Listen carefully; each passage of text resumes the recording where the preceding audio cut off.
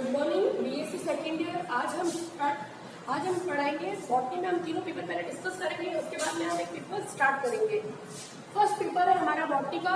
हमने first year तक हमने algae, fungi, bryophyte, gymnosperm, pteridophytes के बारे में पढ़ चुके हैं। आज हम स्टार्ट करेंगे एंजियोस्पर्म। हम बीएससी सेकेंड ईयर में एंजियोस्पर्म के सभी प्लांट्स, उनकी फैमिलीज और सभी प्लांट्स, रूट्स, स्टेम्स, उनके एनाटॉमी के बारे में पूरा डिस्कशन करेंगे। ठीक है, आज हम पहले डिस्कस करते हैं तीनों पेपर के बारे में। पहला पेपर है paper first, taxonomy and embryology of angiosperm. इस पेपर के अंदर हम प्लांट की जो एम्ब्रियोलॉजी है और उसकी टैक्सोनॉमी के बारे में डिस्कस करेंगे। पेपर सेकंड के अंदर हम पढ़ेंगे एनाटॉमी ऑफ एंजियोस्पर्म। एंजियोस्पर्म की जो प्लांट्स की जो एनाटॉमी होती है, स्टेम, रूट, लीफ की जो एनाटॉमी होती है, आंतरिक संरचना, उसके बारे में पढ़ेंगे। इकोनॉमिक बॉटनी के बारे में पढ़ेंगे और इथनो बॉटनी के बारे में सेकंड पेपर में डिस्कस करेंगे।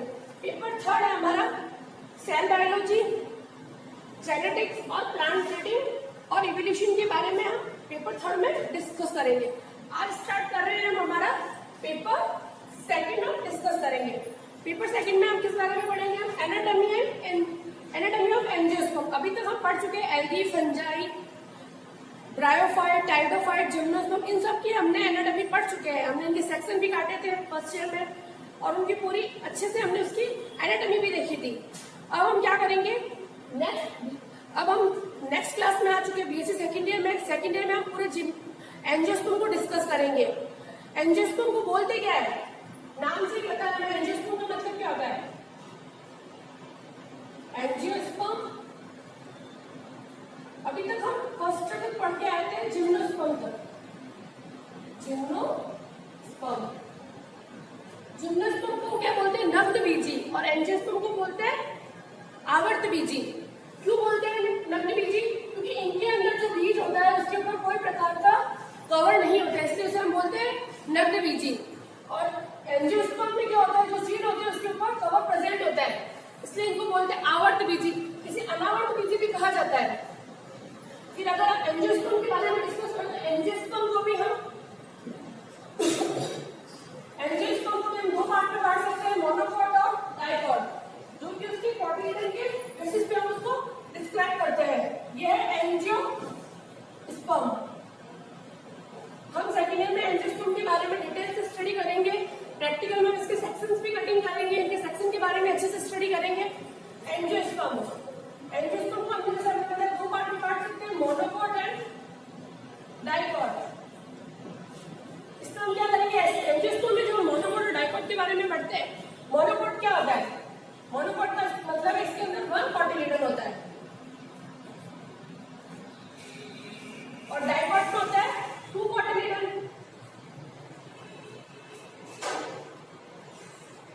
अगर मोनोकॉट के बारे में बोले हम कि मोनोकॉट प्लांट्स क्या है, इनको हम क्या बोलते हैं? एक बीजपत्री। और डाइकॉट को बोलते हैं द्विबीजपत्री, यानी कि इसके अंदर जो बीजपत्र होता है वो केवल एक होता है और इसमें बीजपत्र होते हैं दो बीजपत्र और एक बीजपत्र, यही इनमें अंतर होता है। होता क्या है इनके अंदर? हम अगर एग्जाम्पल लें, इसके अंदर जितने भी ग्रेमिनी फैमिली के जितने भी प्लांट्स होते हैं, जैसे कि व्हीट है, राइस है, ये सब किसमें आएंगे? मोनोकॉट के अंदर, क्योंकि इनके सीड को हम बराबर 2 पार्ट्स में कन्वर्ट नहीं कर सकते हैं। जबकि डाइकॉट्स के अंदर अगर मैं एग्जांपल ले तो इसके अंदर आता है जितनी भी हमारी दालें हैं, चना है, चने को अपन तोड़े तो 2 पार्ट में बांट सकते हैं, बराबर 2 पार्ट में कन्वर्ट हो जाएगा, वो आते हैं डाइकॉट के अंदर। मटर है, ये सब आते हैं डाइकॉट प्लांट्स के अंदर। फर्स्ट हम डिस्कस कर रहे हैं मोनोकॉट और फिर है डाइकॉट। अब इस पेपर के अंदर हम बॉटनी में जब हम इसके बारे में डिस्कस करेंगे एनाटॉमी में, तो एनाटॉमी में हम काफी मोनोकॉट के प्लांट्स के अंदर हम मोनोकॉट की फैमिलीज को डिस्कस करेंगे। मोनोकॉट के जो फैमिली में जो प्लांट्स है उनकी लीफ का, स्टेम का, रूट के सेक्शन कटिंग करेंगे, उनको आगे डिस्क्राइब करेंगे, उन्हें हम अच्छे से पहचानेंगे इसमें क्या चीज है क्या नहीं है, वो पूरा अच्छे से डिस्कस करेंगे और डिस्क्राइब करेंगे प्रैक्टिकली भी और थ्योरेटिकली भी। और डाइकॉट प्लांट्स है उनके भी हम फ्लावर हो गए तो फ्लावर वाला दूसरा पेपर है हमारा। फर्स्ट पेपर इसके अंदर हम फ्लावरिंग प्लांट के अंदर पढ़ते हैं। सेकंड पेपर है इसके अंदर हम क्या करेंगे? इसके एनाटॉमी के बारे में पढ़ेंगे। जैसे कि इसके अंदर हम पढ़ सकते हैं एंजियोस्पर्म का जो हम सेकंड पेपर स्टार्ट कर रहे हैं हमारा बीएससी सेकंड ईयर का, इसके अंदर हम फूड सिस्टम पढ़ेंगे, पूरा इसका रूट सिस्टम पढ़ेंगे कि प्लांट का रूट सिस्टम कैसा होता है, सूट सिस्टम कैसा होता है, इसके अंदर प्लांट्स का जो लीफ है तो लीफ का स्ट्रक्चर कैसा होता है, मोनोकॉट है तो मोनोकॉट का लीफ कैसा होगा, डाइकॉट है तो डाइकॉट का लीफ कैसा होगा। और अगर हम जैसे इसमें जाए मोनोकॉट के अंदर अपना स्टेम कैसा है, इसका स्टेम कैसा है, ये पूरा हम डिस्कशन करेंगे एंजियोस्पर्म के एनाटॉमी ऑफ एंजियोस्पर्म में हम ये डिस्कस करेंगे पेपर सेकंड में। आज हम स्टार्ट कर रहे हैं एक टॉपिक स्टार्ट कर रहे हैं। टॉपिक का नाम है, हमारे टॉपिक का नाम है basic body plan of flowering plant. ठीक है,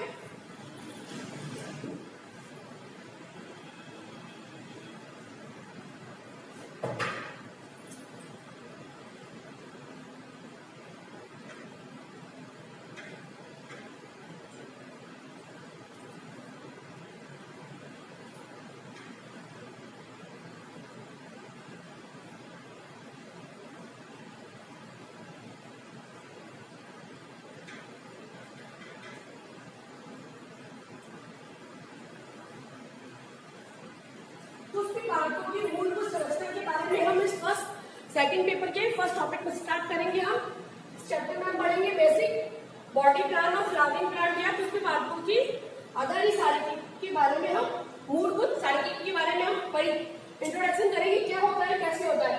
सबसे पहले अगर हम बोल रहे हैं कि हम इसके अंदर प्लांट के एनाटॉमी को डिस्कस कर रहे हैं तो फर्स्ट ही हम देखा जाए तो प्लांट क्या होगा, एनाटॉमी किससे बोलते हैं, एनाटॉमी का मतलब क्या होता है, हम बोल रहे हैं एनाटॉमी को डिस्कस कर रहे हैं। ठीक है, तो एनाटॉमी होती क्या है, सबसे पहले तो हमारा ये क्वेश्चन होगा कि एनाटॉमी को बोलते हैं प्लांट की शारीरिकी। शारीरिकी मतलब प्लांट की बॉडी कैसी बनी हुई है। जैसे ये प्लांट क्या है, ठीक है, ये इसकी रूट्स है, ये इसके लीफ वाला पार्ट है, ये इसका स्टेम वाला पार्ट है और ये इसका रूट वाला पार्ट है। ठीक है, अगर लीफ वाले पार्ट में अगर देखा जाए तो इसके अंदर हम बताएं कि भाई इसकी एनाटॉमी के बारे में हम पढ़ रहे हैं। एनाटॉमी मतलब दिखने में कैसा, उसकी शारीरिकी कैसी है। हम क्या करते हैं, जैसे इसका इस प्लांट के अगर हमें लीफ की एनाटॉमी देखनी है, हम क्या करेंगे, इस लीफ का पहले सेक्शन काटेंगे, सेक्शन काटने के बाद इसे माइक्रोस्कोप के नीचे देखेंगे कि भाई अगर ये प्लांट जीरोफिटिक होगा, उस प्लांट के ऊपर क्यूटिकल की मोटी लेयर होगी तो हम इस प्लांट को इस लीफ को बोलेंगे भाई ये जीरोफिटिक कैरेक्टर बताने, इसका मतलब जीरोफिटिक प्लांट की लीफ है। स्टेम है तो स्टेम के ऊपर स्टेम की सेक्शन कटिंग करते हैं, स्टेम पर भी हम रूट हेयर्स, स्टेम पर जो स्टेम के हेयर्स होते हैं वो भी देखते हैं भी हेयर्स कितने हैं, स्टेम के अंदर जाइलम कितना है, फ्लोएम कितना है, क्योंकि स्टेम के अंदर ही क्या होता है, स्टेम के थ्रू अगर देखा जाए तो प्लांट के अंदर फूड मटेरियल और वाटर का ट्रांसलोकेशन का जो होता है इसी में से पूरा होता है। क्योंकि प्लांट्स के अंदर जाइलम और फ्लोएम के बारे में हम पढ़ेंगे आगे। प्लांट्स के अगर हम जो लीफ है, स्टेम है, रूट का अगर सेक्शन काटते हैं तो उसके अंदर जाइलम और फ्लोएम होता है। ठीक है, और सबसे बड़ी बात हम पढ़ रहे हैं एंजियोस्पर्म के बारे में। और एंजियोस्पर्म वो प्लांट्स होते हैं जिनके अंदर ट्रू जाइलम फ्लोएम प्रेजेंट होते हैं। इनके अंदर जाइलम फ्लोएम पूरे अच्छे से प्रेजेंट होते हैं, अच्छे से डेवलप्ड होते हैं। तो हम जाइलम के बारे में पढ़े तो जाइलम क्या करता है, जाइलम का काम क्या होता है, जो वाटर होता है वाटर को क्या करता है, ये रूट से, जाइलम का काम है रूट से क्या करेगा, ये रूट पार्ट से क्या करेगा, वाटर को लेगा और स्टेम के थ्रू होता है लीफ तक, जहाँ पे जो लीफ प्रेजेंट है वहां तक पहुंचाएगा। ठीक है, ये होता है जाइलम का काम। और फ्लोएम क्या करता है, लीफ जो फूड मटेरियल बना रही है, जैसे ये लीफ है, इसने जो फूड मटेरियल बनाया है उस फूड मटेरियल को फ्लोएम क्या करेगा, स्टेम के थ्रू रूट तक पहुंचाएगा, मतलब पूरे प्लांट बॉडी में वो ट्रांसफर करने का काम करता है फ्लोएम। ठीक है, इन पूरे टिश्यूज के बारे में हम एनाटॉमी में अच्छे से डिस्कस करेंगे, अच्छे से और आगे डिस्क्राइब करेंगे। अभी आज हम इंट्रोडक्शन की तरफ पढ़ रहे हैं एनाटॉमी के बारे में। एनाटॉमी क्या होती है, प्लांट की शारीरिकी। थोड़ा मैंने आपको हल्का सा बताया कि क्या होता है, कैसे होता है। ठीक है, इसके अगर डेफिनेशन बोले तो हम ये बोल सकते हैं कि वनस्पति विज्ञान की वह शाखा जिसके अंदर हम प्लांट्स की आंतरिक संरचना और उसके विभिन्न भागों ऊतकों के बारे में अध्ययन करते हैं। प्लांट की जो आंतरिक संरचना और उसके अंदर जो ऊतक उपस्थित होते हैं, आंतरिक ऊतकों के बारे में जो अध्ययन किया जाता है वनस्पति शास्त्र की जिस शाखा में, उसको हम बोलते हैं एनाटॉमी ऑफ एंजियोस्पर्म। ठीक है, और सबसे बड़ी बात हम पढ़ रहे हैं एनाटॉमी में अच्छे से डिस्कस करेंगे, अच्छे से और आगे डिस्क्राइब करेंगे। अभी आज हम इंट्रोडक्शन की तरफ पढ़ रहे हैं एनाटॉमी के बारे में। एनाटॉमी क्या होती है, प्लांट की शारीरिकी। और इसके विभिन्न भागों ऊतकों के बारे में अध्ययन करते हैं। प्लांट की जो आंतरिक संरचना और उसके अंदर जो ऊतक उपस्थित होते हैं, आंतरिक ऊतकों के बारे में जो अध्ययन किया जाता है वनस्पति शास्त्र की जिस शाखा में, उसको हम बोलते हैं एनाटॉमी ऑफ एंजियोस्पर्म। ठीक है,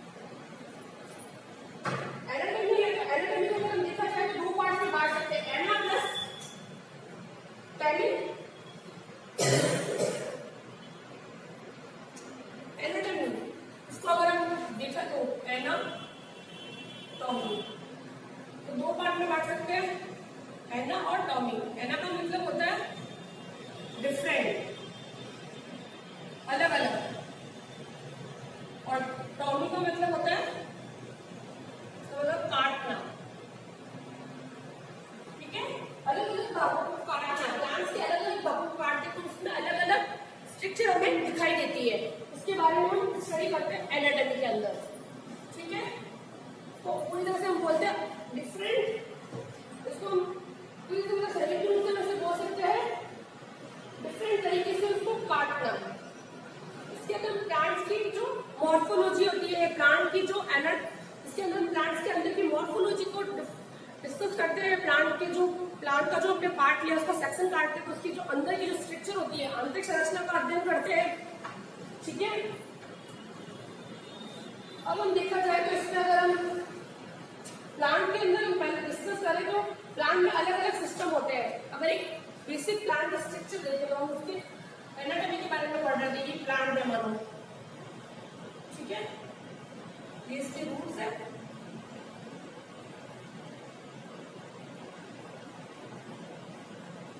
ये इसकी लीव्स है, ठीक है। ये इसका स्टेम है,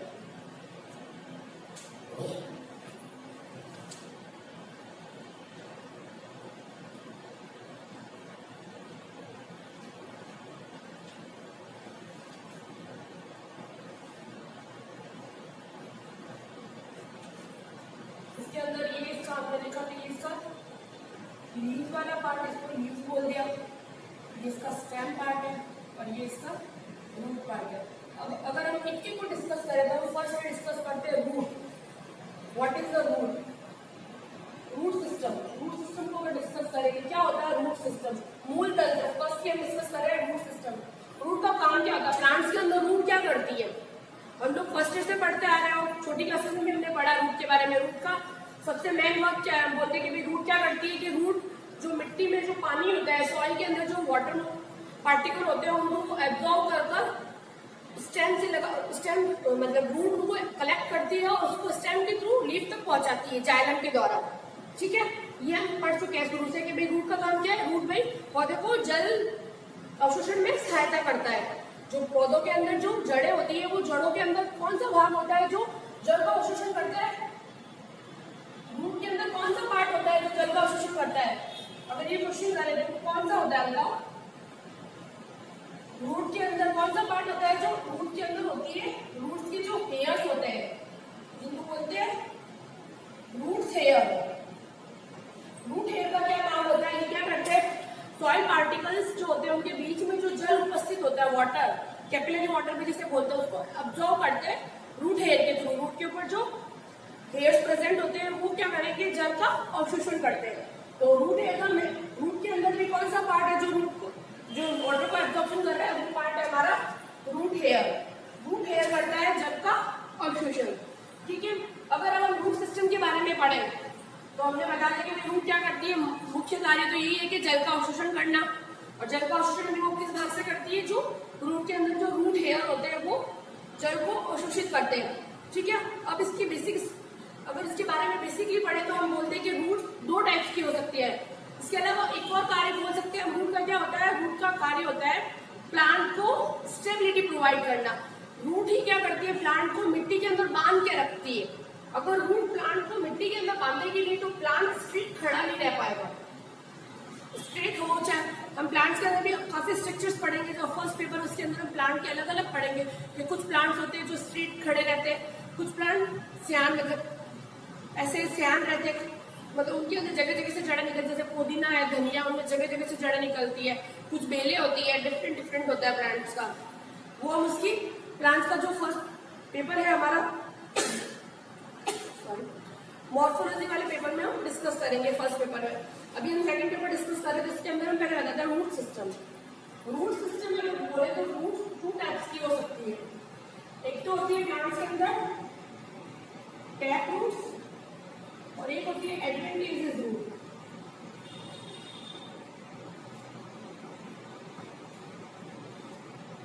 इसको बोलते हैं मूसला मूल और इसको बोलते हैं अपस्थानिक।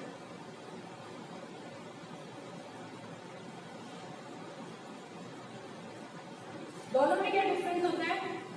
टैप रूट और एडवेंटिशियस रूट्स निकलती कैसे है? फर्स्ट तो हमें ये पता होना चाहिए कि भाई रूट्स निकलती कैसे है। कि जब एक सीड से जब प्लांट बनता है तो होता क्या है? ये एक सीड है, उसने क्या किया? बारिश वगैरह हुई, इस सीड ने ग्रो किया, उसके अंदर निकलते हैं। एक तो होता है पिन्यूल और एक होता है रेडिकल, मूलांकुर और प्रांकुर। जो ऊपर वाला जो प्रांकुर पार्ट होता है वो आगे जाके क्या बनाता है, इसका लीफ और स्टेम वाला पार्ट प्रांकुर, और जो मूलांकुर वाला भाग होता है वो आगे जाके क्या बनाएगा, प्लांट की जो जड़ें होती है उन्हें बनाएगा। इसको बोलते हैं रेडिकल और इसको बोलते हैं पिन्यूल। ठीक है, जब एक सीड ग्रो करके एक प्लांट बनाता है, जब वो सीड जर्मिनेट होता है तो जर्मिनेट होने के बाद सबसे पहले उसके अंदर क्या निकलते हैं, एक प्रांकुर निकलता है और एक मूलांकुर निकलता है। प्रांकुर आगे जाके क्या बना रहा है, हमारा लीफ और स्टेम वाला भाग, और जो मूलांकुर है वो आगे क्या करके बना रहा है, वो आगे जाके बना रहा है हमारा रूट वाला पार्ट। अब है रूट सिस्टम में हम बोल रहे हैं कि दो टाइप्स की रूट्स हो सकती है, एक तो होती है टैप रूट और एक होती है एडवेंटेजेस रूट। टैप रूट क्या होती है, इसको हम बोलते हैं मुस्ला मूल, और एक होती है एडवेंटेजेस रूट। टैप रूट कहाँ से निकलती है, टैप रूट निकलती है जो मुख्य जो मूलांकुर होता है रेडिकल, रेडिकल से जो कोई जड़ें निकल रही है, कोई प्लांट है उसमें रेडिकल से जड़ें निकल रही है, ये उसका रेडिकल है, यहीं से जड़ें निकल रही है, तो इसको हमने क्या नाम दिया, मुस्ला मूल। अगर वही जड़ें प्लांट के किसी दूसरे पार्ट से मूलांकुर के अलावा, इसके अंदर क्या होता है एडवेंटेज रूट, वे रूट ये जड़ें होती है जो जड़ें अपस्थानिक जड़ें या इनको रेशेदार जड़ें भी कहा जाता है, रेशेदार मूल। ये वे जड़ें होती है, ये वे मूल होती है जो कि प्लांट के मूलांकुर के अलावा, मतलब ये क्या मूलांकुर से यहाँ से इसके अलावा प्लांट के किसी भी पार्ट से निकल सकती है, यहाँ से नहीं निकलकर प्लांट के किसी भी एनी पार्ट,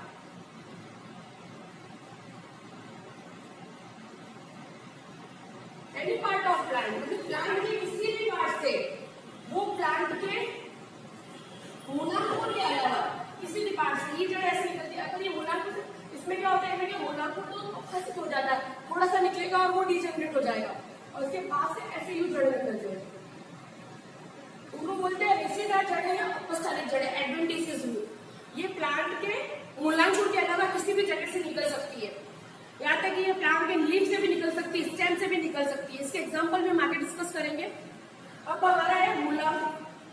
टैप रूट होती किसमें है, तो टैप रूट प्रेजेंट होती है डायकॉट प्लांट में। जितने भी डायकॉट प्लांट होंगे, मैंने अभी पहले थोड़ी देर पहले डायकॉट और मोनोकॉट के बारे में बताया था। एंजियोस्पर्म को हम दो पार्ट्स में बांट सकते हैं, एक होता है डायकॉट और एक होता है मोनोकॉट। तो जो मुस्ला मूल होती है वो होती है डायकॉट प्लांट्स के अंदर, जबकि जो एडवेंटेजेस रूट या रेशेदार जड़ें किसके अंदर होती है, मोनोकॉट प्लांट्स के अंदर।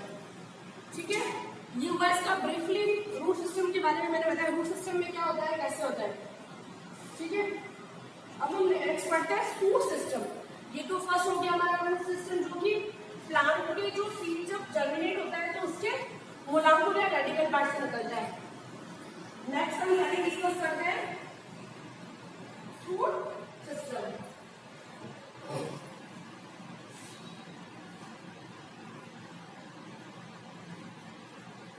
अब हम नेक्स्ट बता रहे हैं सूट सिस्टम।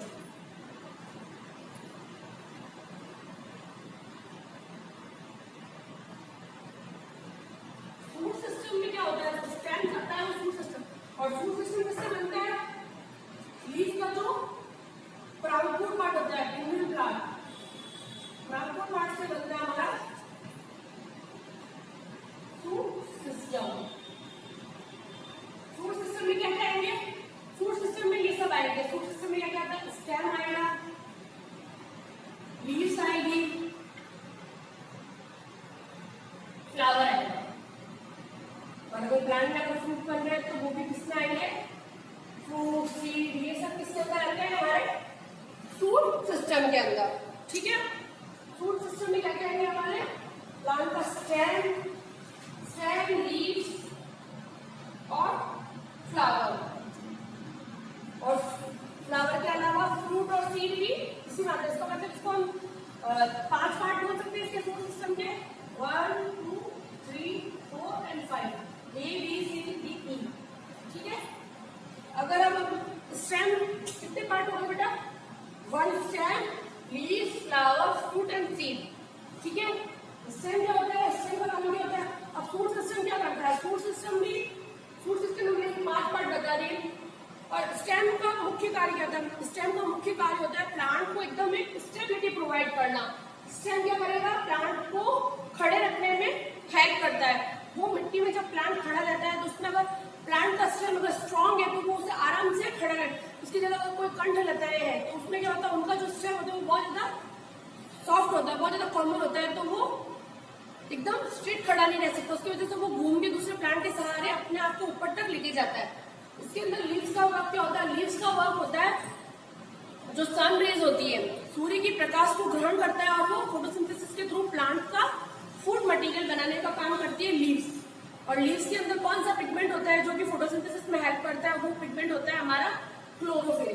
क्लोरोफिल क्या करता है फोटोसिंथेसिस के थ्रू, ये क्या करेगा, लीव्स का मुख्य कार्य क्या होता है, मान लो ये लीव्स है, लीव्स क्या करेगी, ये लीव्स के ऊपर जैसे ये सन रेज आ रही है, ये क्या करती है लीव्स, लीव्स के अंदर ये रिएक्शन होती है फोटोसिंथेसिस की रिएक्शन।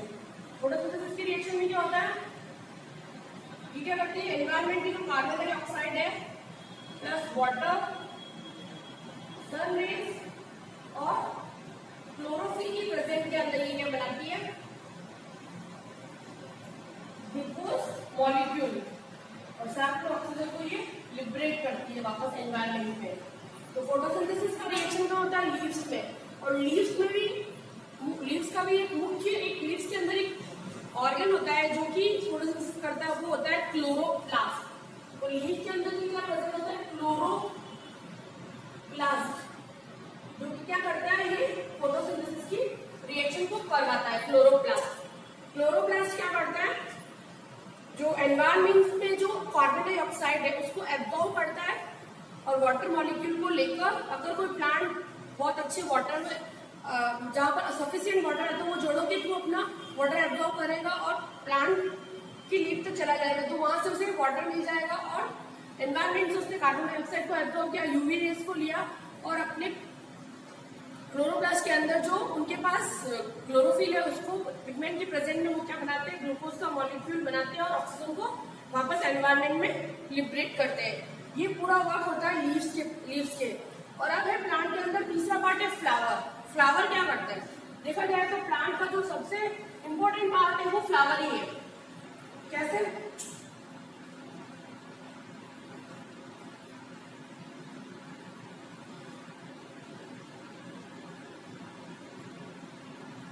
लास्ट है हमारा फ्लावर पार्ट, क्योंकि इसे अगर हम प्लांट को अगर डिस्क्राइब करें, अगर किसी प्लांट का अगर हम रे डायग्राम टाइप बना के अगर बताएं तो प्लांट में कौन कौन से पार्ट होते हैं, तो उसको हम दो पार्ट में कन्वर्ट कर सकते हैं। एक होता है इसका वेजिटेटिव पार्ट, अगर प्लांट को बेसिकली दो पार्ट में कन्वर्ट करें, वेजिटेटिव पार्ट होता है क्या, रिप्रोडक्टिव पार्ट। इसके अंदर जो वेजिटेटिव पार्ट लेते हैं, इसके अंदर प्लांट क्या क्या आता है, इसके अंदर लीफ आएंगी, लीफ आएगी प्लांट्स की, ब्रांच आएगी, जो ब्रांचेस होती है, लीफ आएगी, ब्रांचेस आएगी, स्टेम आएगा, रूट आएगी, ये सब इसकी वेजिटेटिव पार्ट के अंदर आएगा, ठीक है। और रिप्रोडक्टिव पार्ट के अंदर आता है प्लांट का फ्लावर, और ये फ्लावर ही आगे जाके क्या बनाता है, फ्रूट, और फ्रूट के अंदर ही होती है सीड। तो ये सब रिप्रोडक्टिव पार्ट में आएगा। अगर हम फ्लावर के बारे में बोले तो फ्लावर क्या करता है, जो फ्लावर होता है उसको हम बोलते हैं कि प्लांट का ये क्या है, रिप्रोडक्टिव पार्ट है। अगर ये प्लांट का रिप्रोडक्टिव पार्ट है फ्लावर, तो फ्लावर के पास कौन कौन से पार्ट होते हैं जो रिप्रोडक्शन करवाते हैं, इसके अंदर भी दो पार्ट होते हैं, एक तो होते हैं एक्सेसरी ऑर्गन होता है और एक होते हैं, एक तो होते हैं आवश्यक अणु और एक होता है सहायक अणु, ठीक है। एक तो सहायक करते हैं, एक होता है आवश्यक, बोल सकते हैं जिनको आवश्यक, और एक होता है सहायक। फ्लावर के अंदर ही दो प्रकार के अंग होते हैं। आवश्यक अंग के अंदर क्या क्या आता है, अगर एक फ्लावर का अगर हमें डायग्राम बनाए तो क्या होता है, कैसे होता है, मैं थोड़ा आपको फ्लावर का डायग्राम बना के थोड़ा बताती हूँ, तो थोड़े अच्छे से ज्यादा समझ में आएगा। बाकी अगर फ्लावर को ज्यादा डिस्कस करना है तो हम डिस्कस करेंगे फर्स्ट पेपर में, पूरे फ्लावर को ज्यादा अच्छे से हम पूरा फ्लावर की स्ट्रक्चर वगैरह के बारे में हम डिस्कस करेंगे। जैसे अगर एक फ्लावर बनाया, बेसिक फ्लावर स्ट्रक्चर बनाया हुआ है, ठीक है।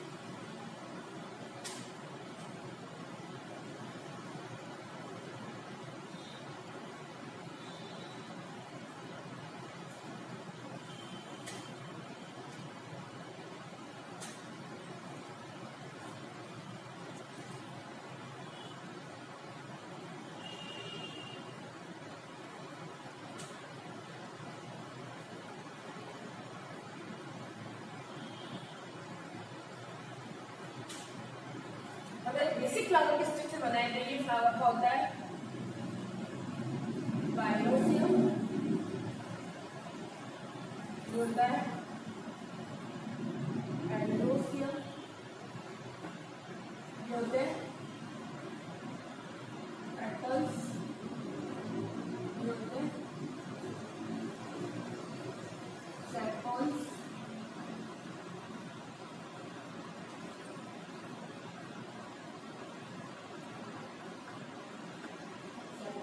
और ये इसका इसको क्या बोलते हैं पुष्पासन।